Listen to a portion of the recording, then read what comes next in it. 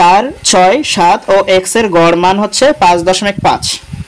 এটা যদি হয় x এর মান কত? শর্ত মতো চলে যাবেন। 4, 6, 7 x এদের যদি গড় বের করতে চান কি করতে হবে? আগে সমষ্টি বের করেন। সমষ্টি মানে সবগুলো যোগ করবেন। যখন যোগ করলেন পেয়ে গেলেন সমষ্টি। একে যদি উপাত্তের সংখ্যা দিয়ে ভাগ দেন তাহলে পেয়ে যাবেন গড়।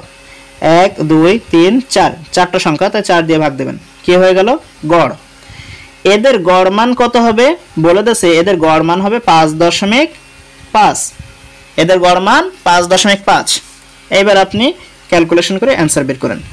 এখানে 4 আর 6 10 আর 7 17 যোগ x, আর এই পাশে 4 এই 5.5 এর সাথে গুণ করেন। 4 5 20, শূন্য হাতে থাকে 2, 4 5 20 আর 2 22। একটা সংখ্যার আগে দশমিক, আপনি একটা সংখ্যার আগে দশমিক দিয়ে দেন। x সমান এই 17 এর পাশে নিয়ে যান, 22.0 বিয়োগ 17। দশমিক শূন্য আর বসানো লাগে না, আপনারা ইচ্ছে করলে এখানে বসানোর দরকার নেই, এখানেও দরকার নেই। শেষ লাইনে অতএব দেন x সমান কত? এখানে 5। অতএব নির্ণেয়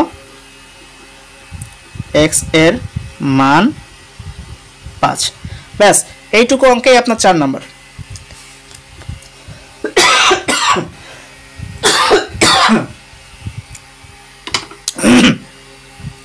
তো যাই হোক, এই অঙ্কটা কিন্তু আপনার রিটেনের জন্য অনেক ইম্পর্টেন্ট। যদি শর্ট করেন, শর্ট করার সময় খেয়াল করবেন এখানে এখানে 4টা আছে, এর ভিতরে এই 3টা যোগ করবেন। 4 আর 6 কত? 10 আর 7 কত? 17। আর এখানে 4টা সংখ্যা, এখানে গড় বলছে না, গড় বললে আপনি কি করবেন? 7 এর সাথে সমষ্টি বের করবেন।